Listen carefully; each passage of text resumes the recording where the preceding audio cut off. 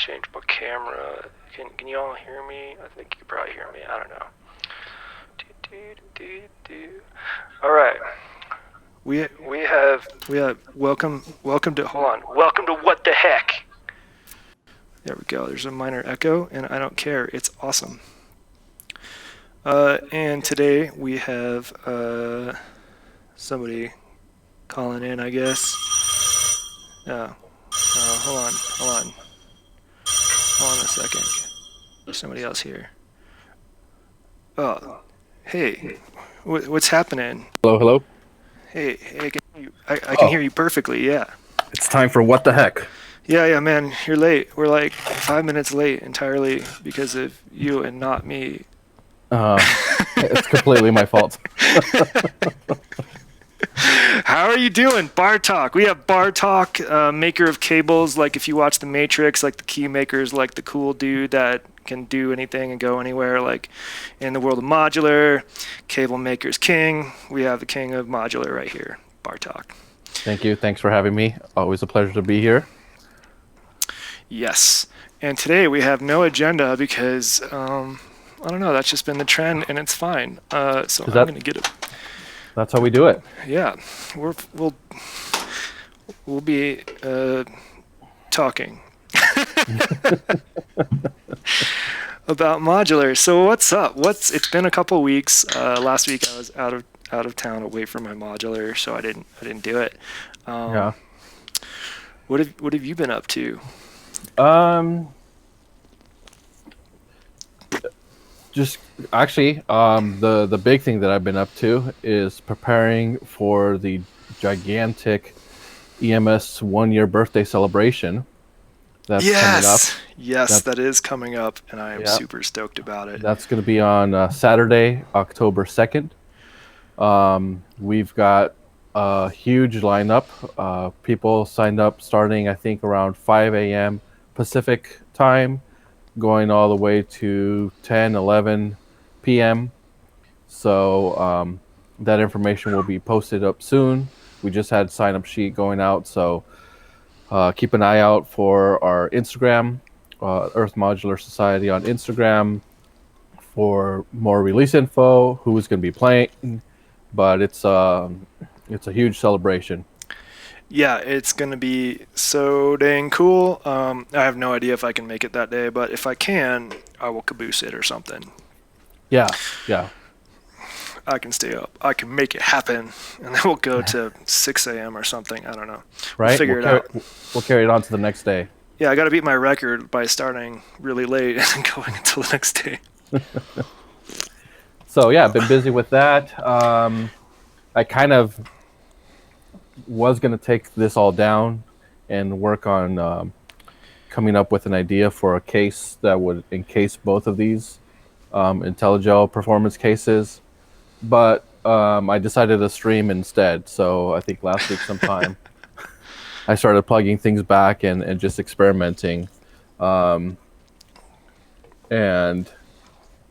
that's where I've been at. And I also my drum section, I've been working on it for a while, and I've got the Erica Sense Pico drums for my drum samples, and I've never really been kind of happy with the snare options that I find, but WMD released the Kraken module, which is a snare drum module. It's not sample based, it's all digital processing, so I ordered that, and looking forward to that coming in and kind of filling out my drum section.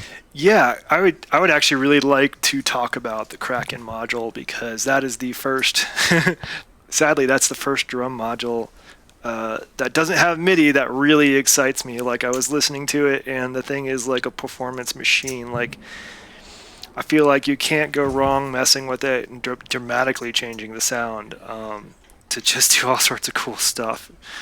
Yeah, I mean, and one of the things where once I saw this, I was like, okay, that's really cool. I really need to get it. Was the fact that if it receives there's two different inputs, where if one trigger is received at the same time on those inputs, then it actually outputs the sound of like the drumstick hitting the side. I don't know what the technical term of that, but when you like hit the side of your snare with a drumstick and you Yep. get that. So it actually recreates that if it gets two triggers at the same time in certain inputs. Yeah, so you can get multiple sounds out of the same patch without tweaking anything. Like that was something that I was really stoked about. So you can put two triggers in essentially and have two drum sounds going. Right. And there's lots of other CV inputs. So that's going to allow me to use the Volterra that right now really goes unused because I've got other modules that give me the CV outs that I need. But I can now dedicate the Volterra to go into that module as well. So that's going to be really handy. That's awesome. Do you know how many HP? That's a weird question to ask. How many Um, HP is it off the top of your head? I just don't remember. I It don't wasn't remember that off the top huge. of my head. It looked like 6 or something. I'll look it up right now.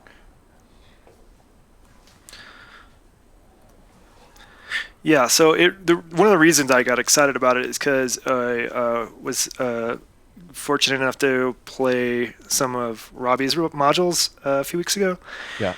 And I forget the name of the module, but Robbie has a snare module that it was pretty good.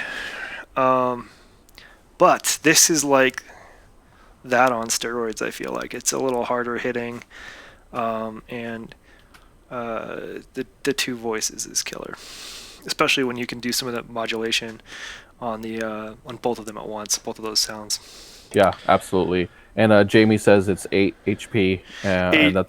that's correct. I think. Yeah. Yeah, so I think, yeah, it's a little wider than I'd like, but maths is gonna go, and that'll free up some stuff for a minute. That's what I should do this weekend is sell my maths. Got some math homework to do. I'm sure you'll have no problem selling that. No, it's an awesome module. I probably will sell it with the panel. I have swapped it out to a black panel because I'm that person. Right. There's no defending my actions. I guess I could swap it back for them, but like it's just pulling knobs off. It's not that hard. Actually, it is kind of that hard. That module, the mass has something like 50 something holes. That's crazy. Wow. Anyway, not all of those are volts or potentiometers, but it's still a lot. Yeah. Yeah, so that's one I'm really excited about. It just came out like a week ago or something, right? Yeah, something like that. Just real not that Yeah, long I've ago. been seeing them blasted on social media. That is the first module I've considered buying in a long time that I haven't wanted to build myself. So I don't know. I wonder if I can. I'm gonna ping like Alex or somebody and see if I can get like the PCB and just try to build it. Like, can you make a Cosmo version for me? I have room for that. I think the Cosmo version just goes inside a 3D printed Cosmo panel. Yeah, that is an option. I've seen some people doing that and having more and more success as they have to be a little bit thicker, which is fine, but who cares? Yeah. It's black plastic versus crappily spray painted black aluminum or regular aluminum. Anyway, what else is happening? Trying to think. Yeah, I think that's about it. So have a good night. That's it. That's all we got. Sure. We almost made it under the. We actually, if we end right now, we could end under that 10 minutes and get more YouTube views for the algorithm. There was something I was gonna build that I just got. Oh, I started building a keyboard, totally unrelated, like mechanical keyboard, and it's really cathartic to build that, even though it's nightmarish. Oh, which one did you get? I got the. Hold on. It's this isn't even the right browser. It's called the Disarray AM FM, and it's in the garage because it's in pieces right now. But it's like it sort of looks like a boombox, which obviously appealed to me. Oh, I And see. Yeah. yeah, I ordered some like all black, no label keycaps for it, and I will be labeling those in silver Sharpie, and it will look like Cosmo as a keyboard. Very Have cool. I started working on Matt Damon? No, I haven't. I haven't started on my Damonitos. That's actually right next to it because I actually want the next order of things I'm going to do out there, either this evening or tomorrow, is fix a couple broken things, which are just a couple, probably a little bit of solder and done, and a little bit of glue, and then I'm going to probably crack open Matt Damon and start drawing pictures, knowing nothing about reverse engineering. Anyway, that's for a different stream. I'm sorry. Just know that Robbie and I have to work on Matt Damon at some point. Robbie, have you started? Yeah, good question.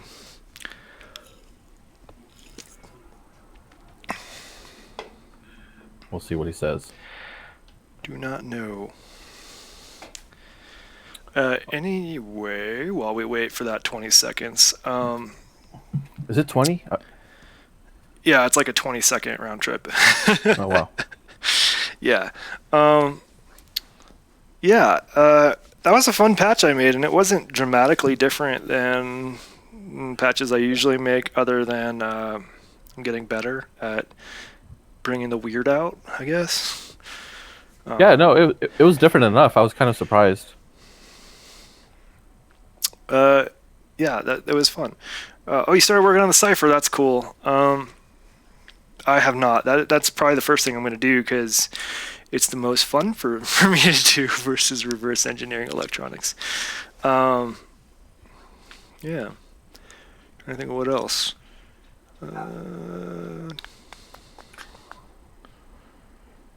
Yeah, so the Matt Damon thing is a philanthropy gift from Andor crew at DEF CON, and we got that for playing Sense in the Hallway, like a couple of cool kids. I know NobCon's around the corner, right? Isn't that this weekend? I think so. I've seen more of the YouTube type folks talking about it. Yes. Yeah, starts Friday. And a lot of them are going. I'm excited. I hope there's some cool releases. Really, the only I don't know what to expect there. Really, so we'll see. We'll have a lively show after for sure because we can talk about some of the cool stuff.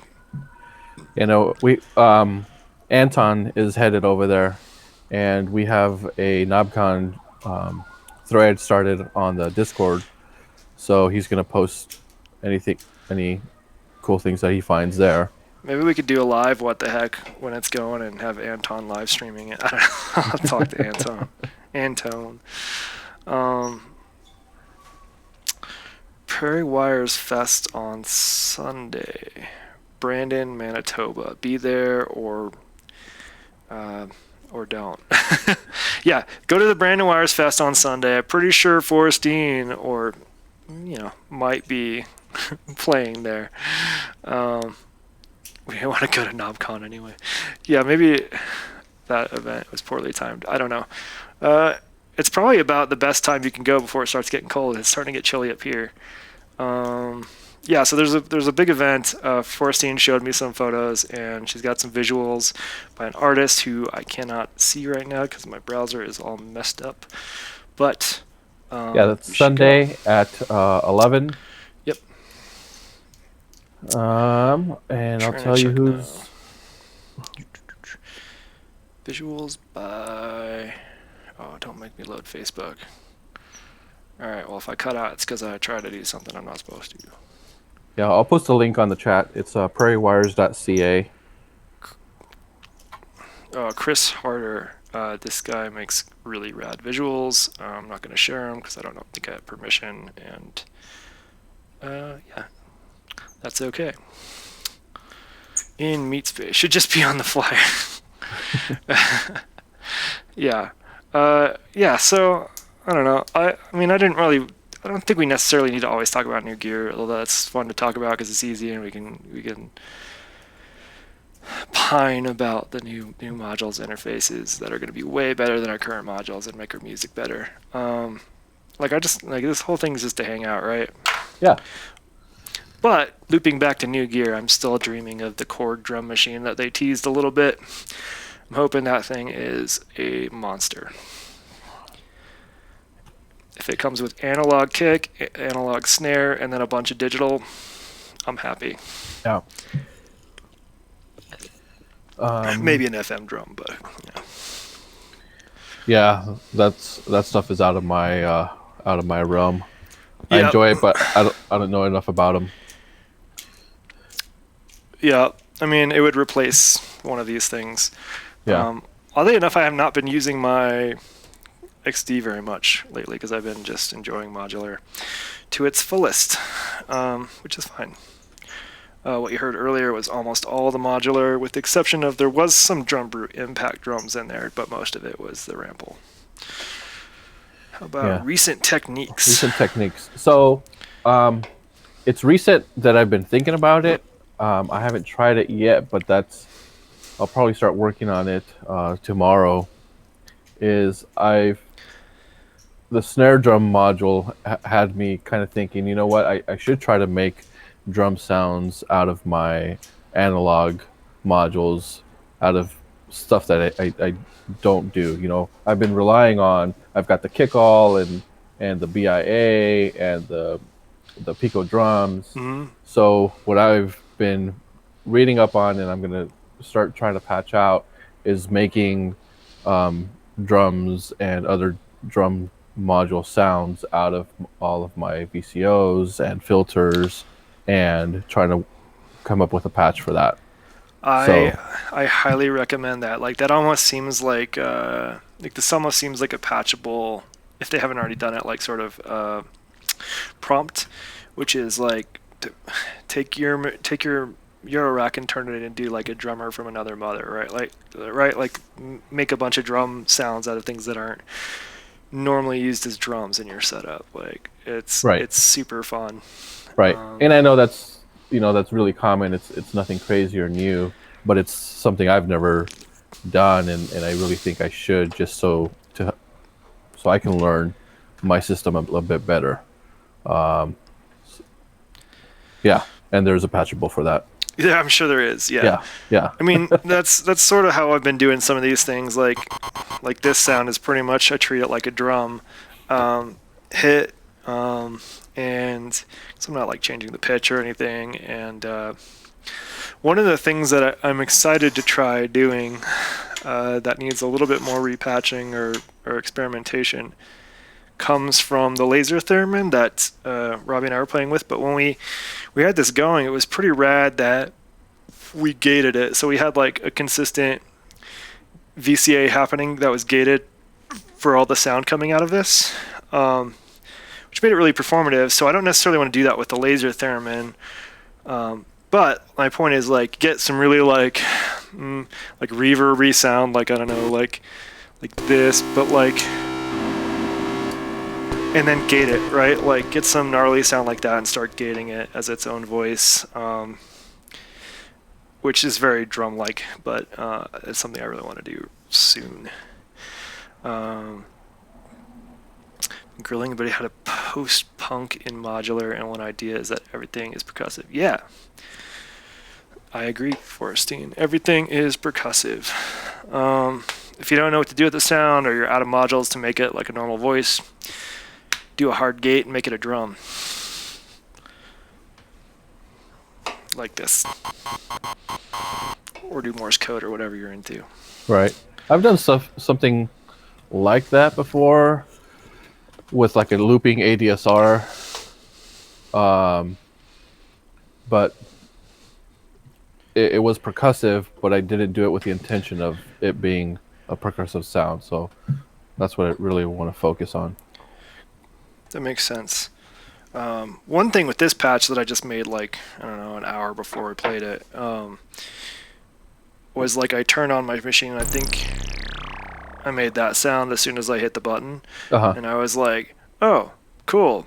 I'm just going to use that. And like, and I went with it because I think I made that sound when I was showing somebody who was over at our house like how to play with the filter and things like that, and I just left it that way and forgot about it, and it was meant to be played like Ooh. Anyway, it's not good in the higher pitches right now, but it came up with that sound that was pretty fun. Like blamp? Like jub jub? I don't know what Forstein's saying. Apparently, we're supposed to know. So Yeah, okay. yes, We yes, do. just We like know. blamp. Yeah, like blamp. Yeah. Yeah. Blamp. But yeah, I've been embracing some weirder sounds. One of the things that I've loved is this patch I have with the Ikery. Because it takes a mono and turns it stereo, it adds some flavor, but like that's essentially the sound, right? Right. You can hear it like going back and forth, which just is fairly slow LFO. And then like it just makes everything sound good, and like the higher pitch I get, like the cooler.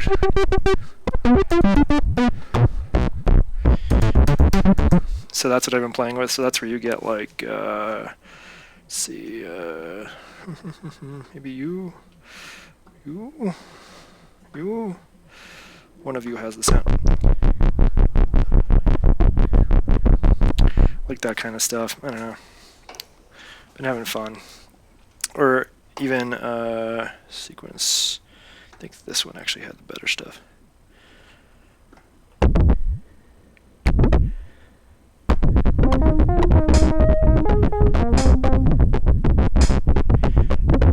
Like there's not much to it other than it sounds cool. It's very percussion-y too. Yeah. I don't know. Ikery, go buy one. It's awesome. Could be really heavy or really happy.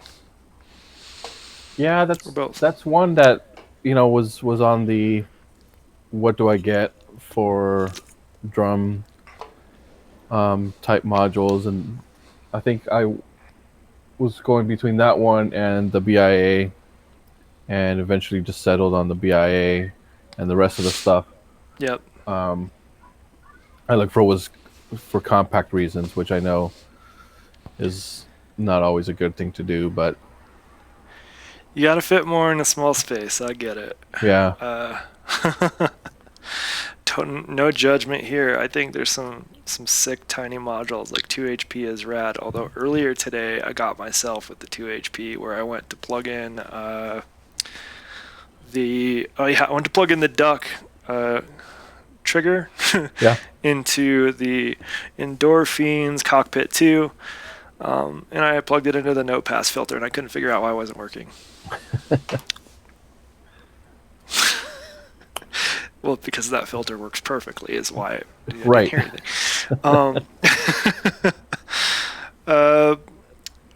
Yeah. What was I going to say? Yeah, 2 HP makes cool modules. Anyway, Ikery I like. I still like it. It's something that I've had a hard time, like it always makes good sounds, but like figuring out how to fit those sounds into what I'm doing. Because like you, I'm sort of out of space and I need to make space decisions. Yeah. Like ideally I would have 5 oscillators, but I only have 4.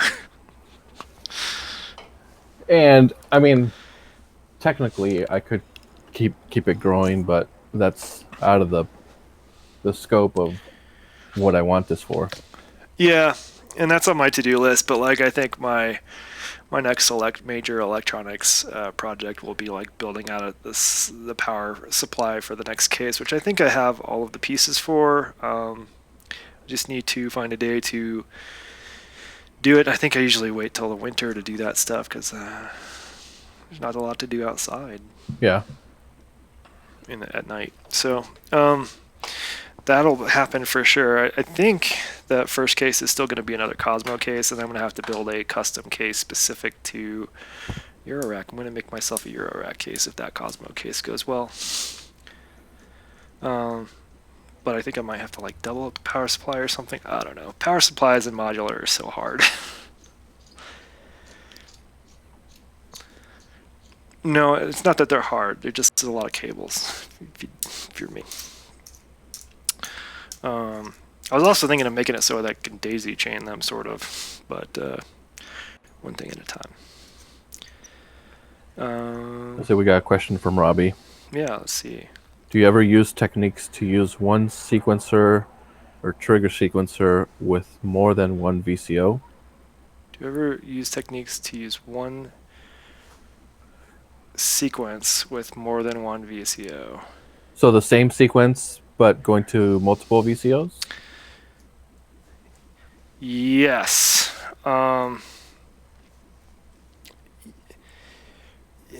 Yeah, but I don't think it's his venture. Like, I mean, I guess all the time, like my bass voice is two VCOs, right? Like, but it's a single sequence going into it.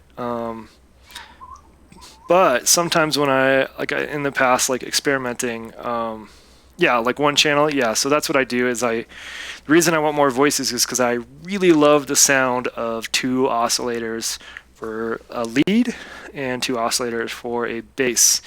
And you don't always need two oscillators, but I like having two because they're never going to be perfectly in sync unless I set up the sync properly, which I won't. And you get just more like a meteor sound, almost like PWM. Right. You can do things like go up an octave with one or a few octaves with one, and then it's like almost like one's a bass line, one's a lead. Yeah. You can do things like with these VCOs, there's a fine-tuned pitch knob on them that is a full range of an octave. So if I turn all the way left, it goes down 6 cents, and if I turn all the way right, it goes up 6 cents from center, which means I can very quickly basically go up or down a fifth to get that nice like rave lead. Yeah. Like the classic techno lead, really fast. So that's something I really like doing with two voices. That's really nice that you can do that. I don't think I have anything that can replicate that. The Voca bass that I just recently got has it set up like that as well, though.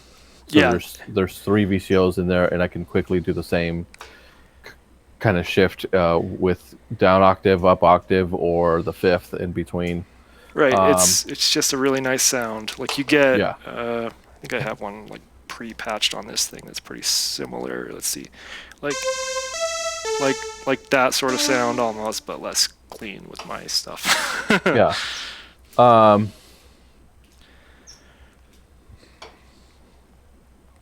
guess other weird things I've done with like here's what I've been doing a lot with one sequence. So my Evil Eye sequencer right above my thumb, that thing's been controlling multiple things, and it's actually two sequencers in one, two 8-step sequencers. And I'm constantly using one or both. Like it's got two outputs for each sequencer. I'm constantly using them for modulation. Like if I like start it up manually and then turn this on.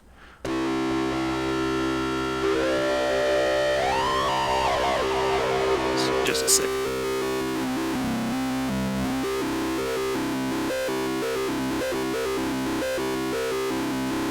Like that's the kind of stuff. Like all it's doing is affecting the VCA in this, or the filter in this case. So that's one that I am usually sequencing multiple things. Sometimes it's usually on a filter, and then sometimes I'll send the other one to like the speed of an LFO. So every note it changes the speed of the LFO, which is modulating something else. So like that's pretty fun too. Hey, did we summon enthusiastic electrons? I didn't know this sequencer could do that. We did. And to answer Robbie's question, I do that a lot, especially with the Twin Waves dual oscillator. I'll have the same sequence going into, so I'll just use like the buffered mult and send that into the two different VCOs, and I'll have those either tuned the same, or I'll tune one to the fifth, or I use the different sine wave, all the different algorithms that I can go through and change it to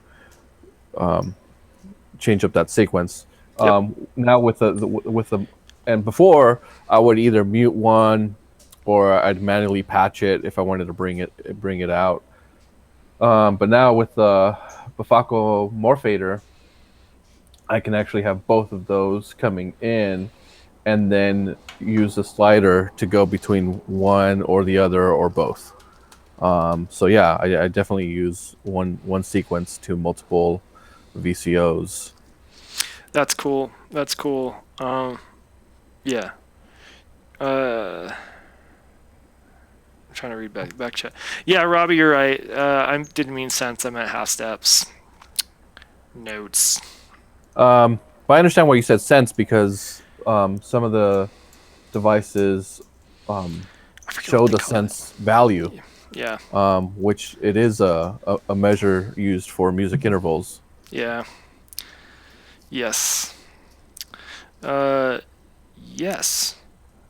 I also like the sine wave that you just like output that you just mentioned got me thinking too. Like some of the things I've been doing, as well as pulling the.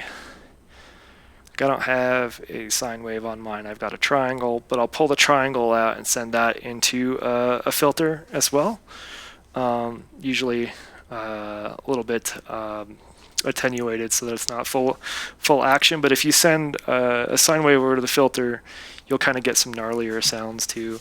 If it's too low of a note though, like you'll get very farty sounds. Yeah, Very farty sounds. you may want that. Yeah, if you're making a fart box for sure. Yeah. That thing muted? Yeah, I think so. Let's see here.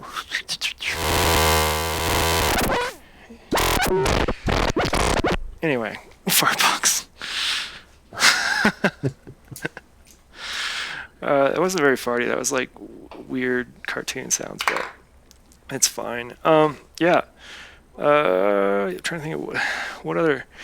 Some stuff that's always been on my to-do list is to patch like some gear around that I haven't normally patched. So like run some cables from over there into like the Micro Freak and some from the Micro Freak over into like the Korg or something, like because a lot of these things have,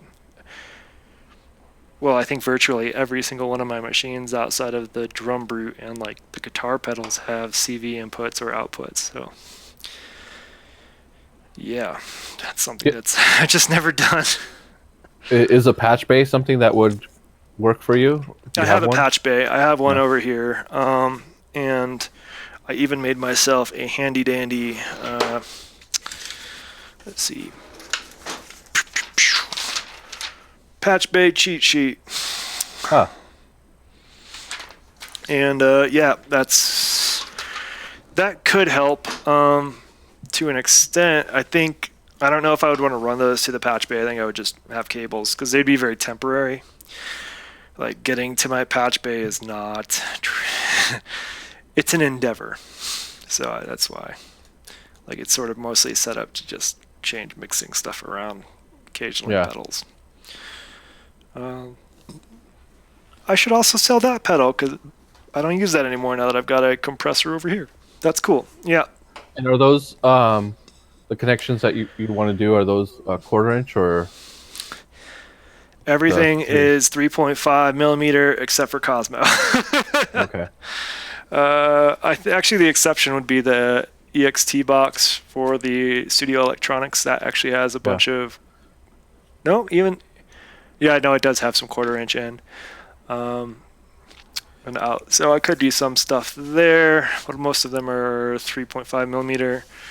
And What you could do, so you're not running a bunch of cables, is get a little pod, the 4MS pod, and put that dope for. Oh, what is it? Hold on.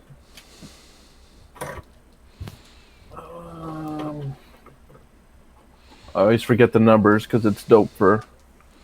But it has a network jack on it, and then you get a bunch of inputs or outputs depending on where you're going. right.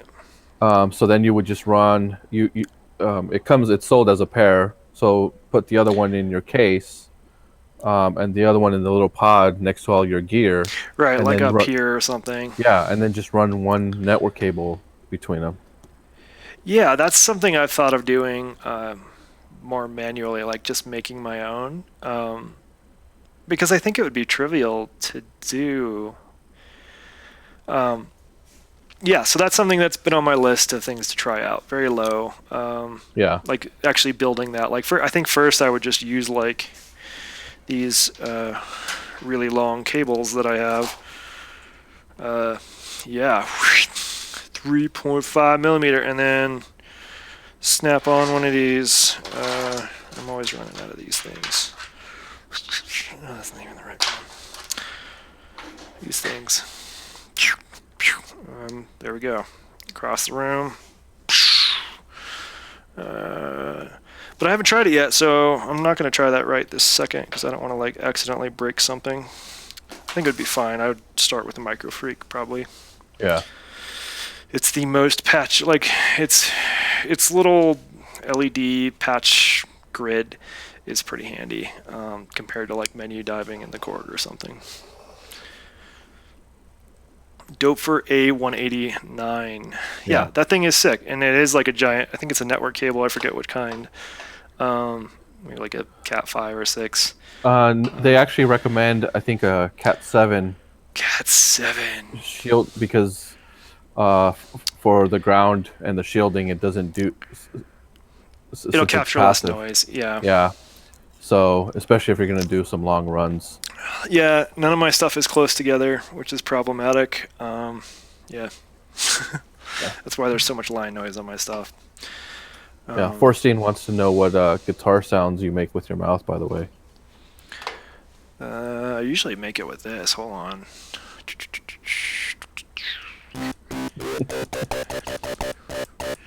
But we need like some more.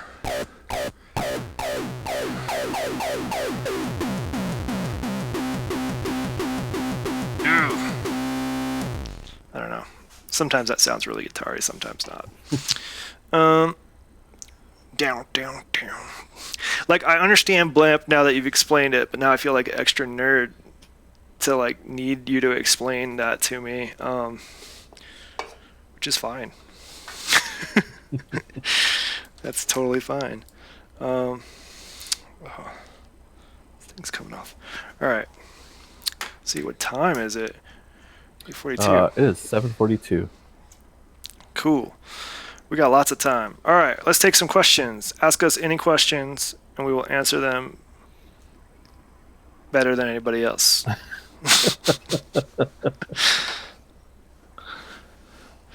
All right. No loss at 25 feet. Wow, that's pretty cool. Yeah, so 25 feet. One thing I have been thinking about is moving upstairs. Like, it won't have the same Hex 7 vibe as like being under water pipes and stuff, but I also won't be under water pipes, so we'll see. All right, you're up. How would you make modular punk rock?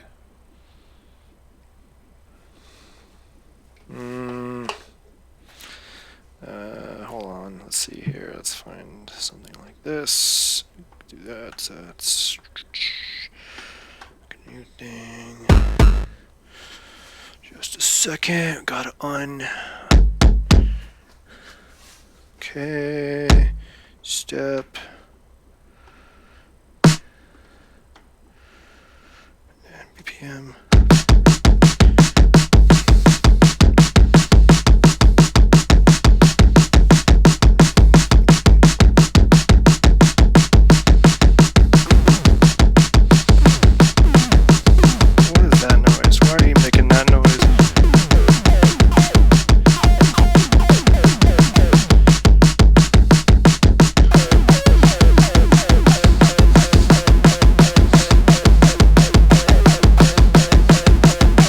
That, but probably a little faster. Maybe some good screaming, and I wouldn't say singing because you can't be in key, but you should be close to it. Yes, that's how I do modular punk rock.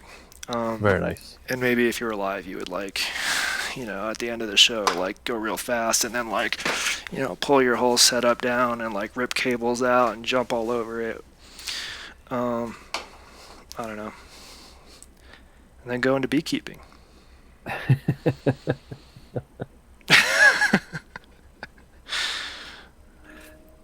Yeah, I don't know. How would you do modular punk rock? I have no idea. I wouldn't. Um, I I mean I love punk rock, but I'll leave that to the rockers. Although Robbie says modular, it's a trick question because modular is already punk rock. Like making music on modular is as punk rock as it gets, right? Like, yeah, there's like a lot of punk rock vibes I get from, especially the DIY crowd. Like some of the crazy, like this is nothing compared to like what some people are making, and it's Oh yeah. amazing. Like, yeah, it's wild. Some of the crazy stuff they're coming up with. It's super clever and punk rock in a lot of ways. Very uh, anti normal music, I guess, anti-establishment in some ways. I don't know. I prefer more of the like summoning aesthetic. So like, like I don't know. I like.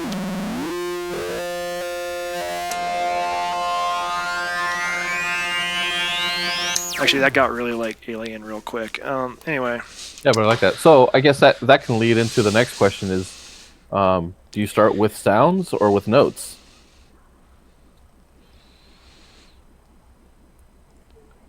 do you have an answer for this one? Um, y- yeah, I start off with sounds. I guess I start patching around looking for a sound that I want, and I'll pick a voice. So I'll kind of patch, your typical VCO filter mix up, and then when I have the sound that I like, I'll hook up my little key step controller, and then start messing around looking for something that I like. And then when I've got either a bass pattern or a tune, some melody that I like, then from there I'll move over and copy that or program it into the black sequencer. So then I've got that now running, and then I move over the key step to my next voice, and that's typically how I'll build something up. Um, Sometimes I'll just experiment, but I would say that's 20% of the time.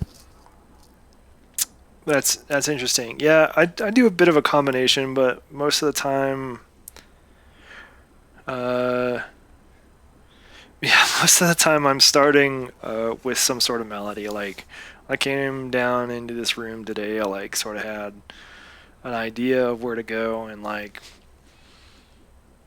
not necessarily what the sounds would be. Like sometimes I'll like plug in a bit of a melody, um, and then patch the heck out of it to get it to where it feels interesting to me. Hmm. Other times, like with this note, like totally happy accident where I was like, all right, let's add a bass line, and it made that sound, and I was like, done. Like, so like, I don't know. So yeah, it's a combination. Occasionally, I will try to like make specific sounds, like if I'm making it like a drone, like one of the drones I did for I think Valentine's Day, like that was sort of started with a drone sound. I knew I wanted like a flute sort of sound, so I worked on the sound first because it carries a little bit over the drone. Okay. Um, yeah, so like sometimes I am starting with sounds first, but or like when I started with the drone, like I knew I wanted a drone, I didn't know what the notes would be, um, and that was actually kind of a fun one. So I had one voice droned and pitched, another voice also always on, but like controlled by the same sequence, but at a different rate. It was kind of fun. Anyway, yeah, I think there's a good balance. Like it's fun. Like part of the fun of this that you don't see a lot of the streams from me anyway recently is just like messing around to find a cool sound. Lately, I don't spend as much time doing that. Not because I know what I want, but because I and familiar with where the controls are, and I just start wildly messing with stuff until I get something interesting.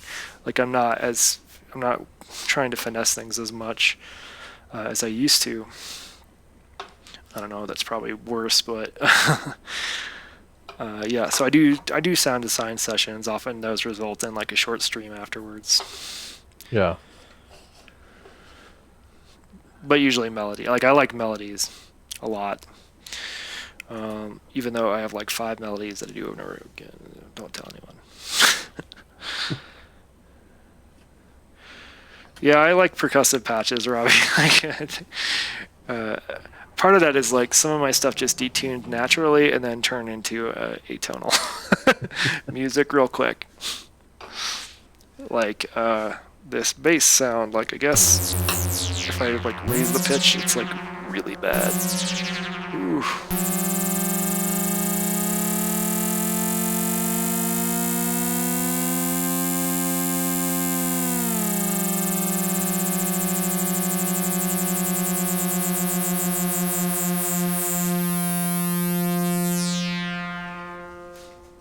Anyway. So cool. I love that. You said something about detuning. I always hear this, with the analog VCOs, and I don't really experience it a lot. Do you? Is that a bigger problem because of the Cosmo, or is it related, more weather related to where you are? Yes, this room changes temperature often, which is part of it. So I'll like sometimes tune it. Usually I wait 30 minutes before Right. I like really worry about tuning anything, even if it's like kind of off and annoying. Like it'll sometimes just go right back in. But in this case, I think there's just a power supply issue. Like there's just slightly less power in this bottom section than there needs to be. So, and I was actually looking for this and found it on the show, is screwdriver, because I can actually go and like, I'll turn this on. So I'll center the knob and then I'll go into the front panel.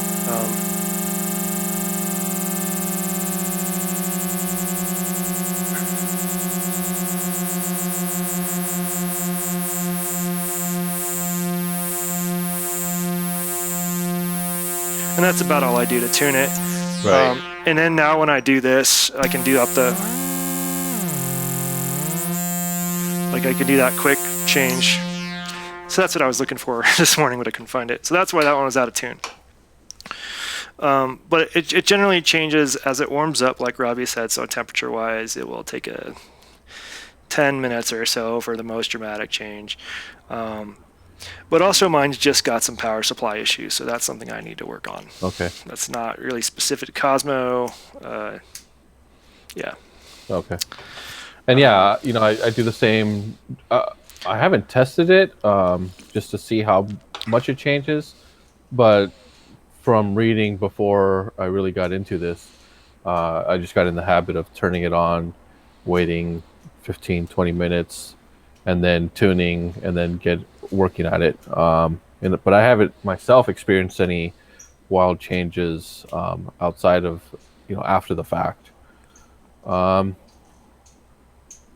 Enthusiastic Electrons is asking if if there's any weird changes with elevation.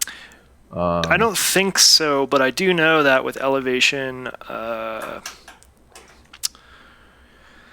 voltages or like, I guess like shock, like when you shock your friend or something from rubbing your feet on the carpet. That what's that called? Where the electricity jumps a gap, an air gap. That jump can be wider at elevation with lower voltage, I believe. So if I had like a high-powered machine that worked at sea level, if I brought it up here and it wasn't properly insulated, those things could short pretty easily up here. That's the only thing I'm aware of. I don't know. I don't think it affects the pitch, though. I mean, I don't know physicist, but yeah.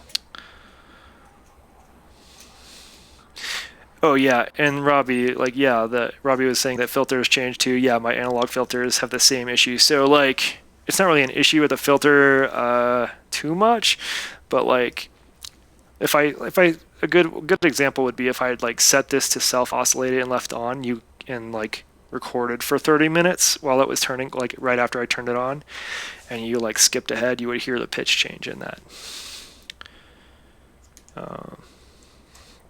It takes my modular longer to boil water. Yeah, but I just throw some salt on it to counteract that. It's fine. It takes longer to boil water. Food needs to be canned longer. Fun fact. Sure, yeah. I mean, some things are harder at elevation. Staircases. Standing. Which is why I'm standing. It's good exercise, but also it's more fun. Like when you have a bigger setup, standing is fun, I guess. Also, I can't stand still, so when I'm in a chair, I just fidget all the time, and it's less awkward if I'm actually standing. Yeah, I don't have too, like, I don't know, the pitch thing doesn't really, I don't see it too often. Most of the time, things are pretty close.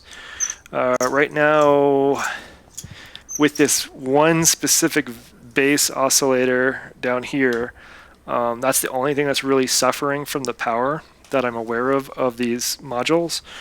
I mean, I'm sure everything is to an extent, but this is the only one where it's noticeable. And that simply prevents me from doing the octave switch easily, because if I go up an octave, it like detunes just a little bit. Actually, that doesn't look too bad. Let's hear it. Oh yeah, it's bad. Let's not do that. Yeah. Popper, did I miss a dog? My dog does help me though. I have yet to mic up my dog because I don't have wireless mics, but that would be one thing I would like to do at some point too. Or get some like crappy walkie-talkies and use those essentially as a wireless mic, like run the audio out of one end of my modular and then like attach the other one to like my dog.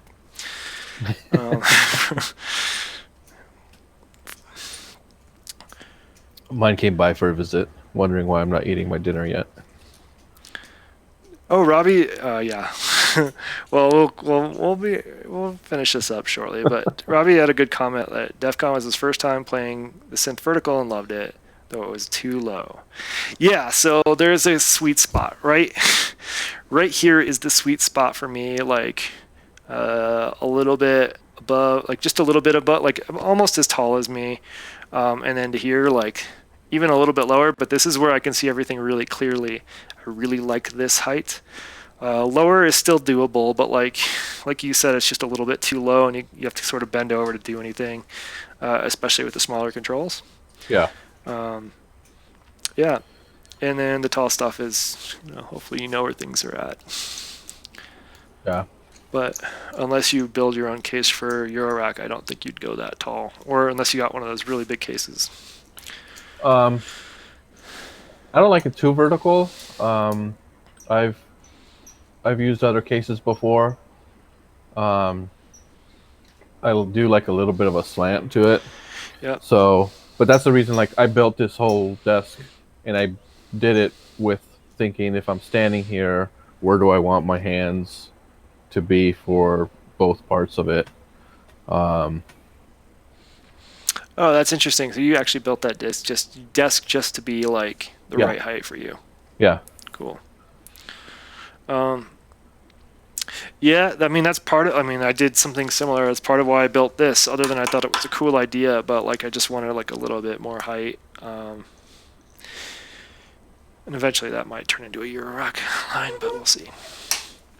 Yeah. It's kind of hard to see in this, but I've got my little drawer, sliding drawer underneath, where I've got the key step hidden. Yep. And then I have the top shelf. Let's see. There we go. Yeah, I think we have the same speakers. Yeah. Yamaha, whatever's. And then I got some the glowy dot. 1/4-inch pipe that I put on here, so then I have a GoPro and I can move around. Hanging off of the pipe. That's really smart. I should do that when I build something like that. That's cool. That's very smart. I also like the mirror because it makes, like when you have your modular next to it, it sort of looks infinite at the right angle. Right. I just have to be It's cool. careful. Yeah. Sure. Another question from Ravi. Any exciting plans for EMS end of cycle 1 stream train?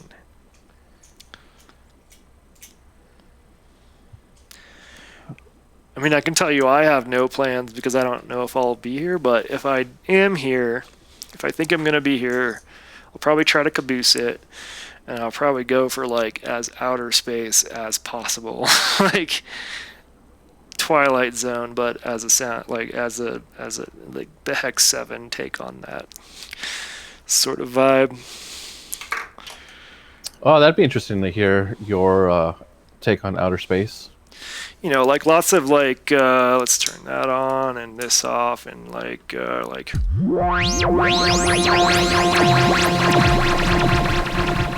kind of stuff. Right. Like tuning a radio or something. A radio would be good too. Maybe I'll incorporate a radio or do some like cool like get after party, like if we do an after party, like get that Zoom audio coming in somehow and gate it, or I don't know. I don't know. It's gonna get weird. I think I'm just gonna go for extra weird. Or Yeah, like super mellow. We'll see what I'm feeling. Like actually mellow, not like heck mellow. An ambient an ambient Hex 7 stream. Yeah, let's start with a drone, like a nice sounding drone, which I don't have set up right now, but you can just imagine a nice drone. Underwater themed stream train would sound like from everyone. I think there's a Metalocalypse album for Fish, and that's what I would go for.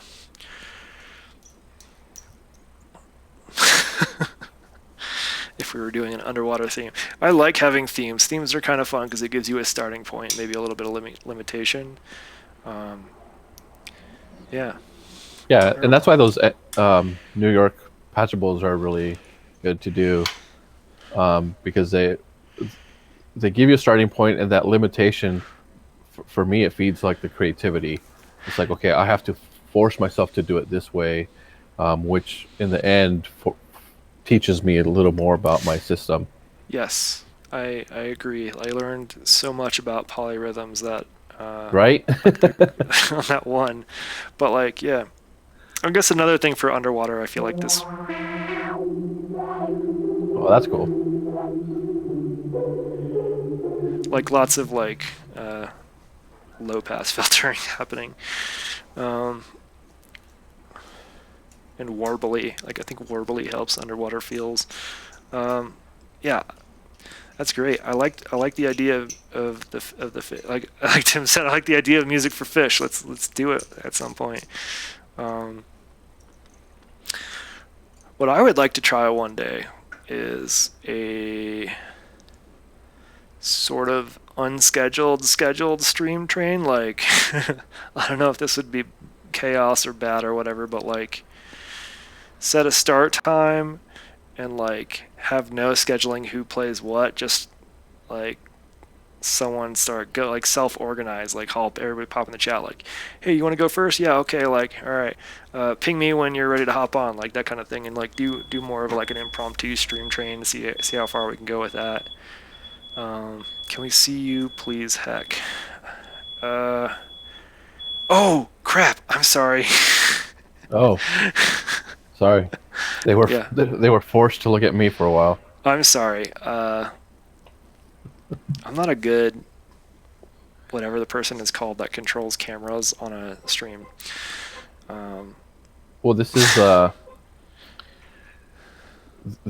is why the unscheduled scheduled train is, I don't want to say a bad idea, but it's a rough idea, Yeah. because then you have people forgetting to do things, and you need that help.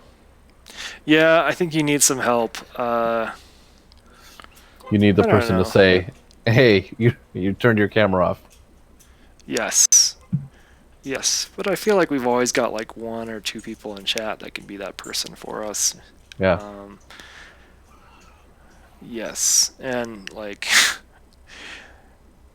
whenever the next person is ready, they'll let you know and you wrap it up. Like, don't do any 3 hour sessions on a stream train kind of thing. Right. Um, yeah, like a Sunday afternoon would be a perfect time for that or something. Well, unscheduled stream train is Thursday afternoon. That's probably true. You know what? Friday evenings, which is like one of my favorite times to stream, is my least popular time. Like if I stream on Friday, it's like 2 people. Period. I don't know why. I guess people have stuff to do on Fridays and I don't. Starting Sunday at noon. Music for Fish party. You know what? Let's do it. Music for Fish this Sunday. Be there, be square. It starts sometime in the middle of the day.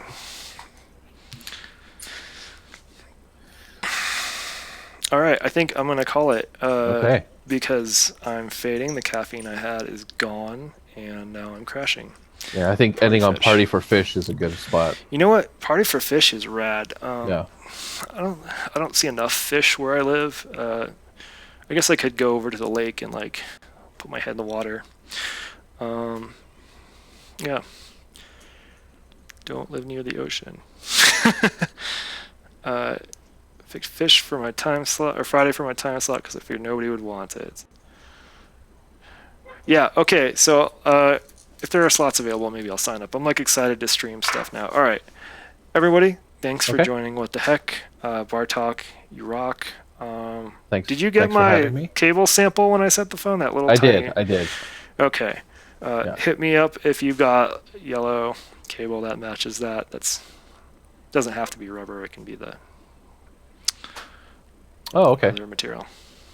Okay. Yeah, because I want to order some cables from you. All right, we'll do. They're going to be 3.5 millimeter though, probably, and I'll probably also order separately, but part of the same order, the jacks for me to make my own 1/4-inch shorter cables. Happy heck in talking. You know what, Benjamin? I haven't seen your face in a long time either. You need to pop on a show sometime soon. Yeah, we got to get Benjamin in here. Yeah. All right. Have a good evening, Okay. y'all. Good night, everybody.